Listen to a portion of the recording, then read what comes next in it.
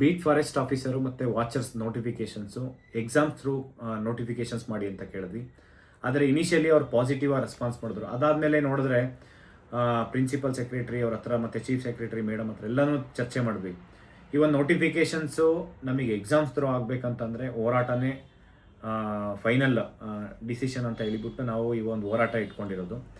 ಏನು ಒಂದು 28ನೇ ತಾರೀಕು ಜುಲೈ 28ನೇ ತಾರೀಕು ಬೆಂಗಳೂರು ಫ್ರೀಡಮ್ ಪಾರ್ಕಲ್ಲಿ ಬೆಳಗ್ಗೆ 10 ಗಂಟೆಗೆ ಏನು ಹೋರಾಟ ಮಾಡ್ತಾ ಇದ್ದೀವಿ, ಅದು ಬೀಟ್ ಫಾರೆಸ್ಟ್ ಮತ್ತು ವಾಚರ್ಸು ಎಕ್ಸಾಮ್ಸ್ ಥ್ರೂ ರೆಕ್ರೂಟ್ಮೆಂಟ್ ಮಾಡಬೇಕಂತ ಹೇಳ್ಬಿಟ್ಟು ಮನವಿ ಮಾಡ್ಕೊತಾ ಇದ್ದೀವಿ.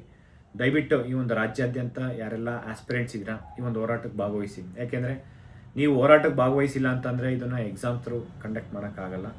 ನೀವು ಹೋರಾಟಕ್ಕೆ ಬರಲೇಬೇಕು. ಇಲ್ಲಾಂತಂದರೆ ಆಗಸ್ಟ್ 1ನೇ ತಾರೀಕಿಂದ ನೋಟಿಫಿಕೇಷನ್ ಮಾಡೋಂಥ ಒಂದು ಚಾನ್ಸಸ್ ಇದೆ. ಈ ಒಂದು ನೋಟಿಫಿಕೇಷನ್ ವಾಪಸ್ ತೊಗೊಂಡು ಎಕ್ಸಾಮ್ಸ್ ಮಾಡ್ತೀವಿ ಅಂತಂದರೆ ಮಾಡಬೇಕು ಅಂತಂದರೆ ನೀವೆಲ್ಲ ಒಂದು ಪ್ರೆಸೆನ್ಸ್ ತೋರಿಸ್ಬೇಕಾಗುತ್ತೆ. ಯಾಕೆಂದರೆ ಹೋರಾಟದ ಮುಖಾಂತರ ನಾವು 75,000 ವೇಕೆನ್ಸಿ ಫಿಲ್ ಮಾಡಿಸಿದ್ದೀವಿ. ಅದಾದಮೇಲೆ ಹೋರಾಟದ ಮುಖಾಂತರ KPSCಯಲ್ಲಿ KS ಎಕ್ಸಾಮ್ ಎಕ್ಸಾಮ್ ಮಾಡಿಸಿದ್ದೀವಿ. PSI ಸ್ಕ್ಯಾಮಲ್ಲಿ PSI ಎಕ್ಸಾಮ್ಸ್ ಎಕ್ಸಾಮ್ ಮಾಡಿಸಿದ್ದೀವಿ.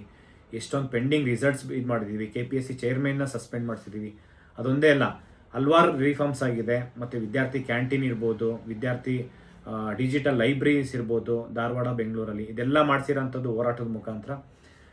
ನಿಮ್ಗೆ ಇನ್ನೂ ಏನಾದರೂ ಚೇಂಜಸ್ ಬೇಕೇ ಬೇಕು ಅಂತಂದರೆ ದಯವಿಟ್ಟು ಈ ಒಂದು ಹೋರಾಟಕ್ಕೆ ಬನ್ನಿ. ಎಲ್ರಿಗೂ ಈ ಒಂದು ಮನವಿ ಮಾಡ್ಕೊತೀನಿ. Thank you so much. ನಮಸ್ಕಾರ.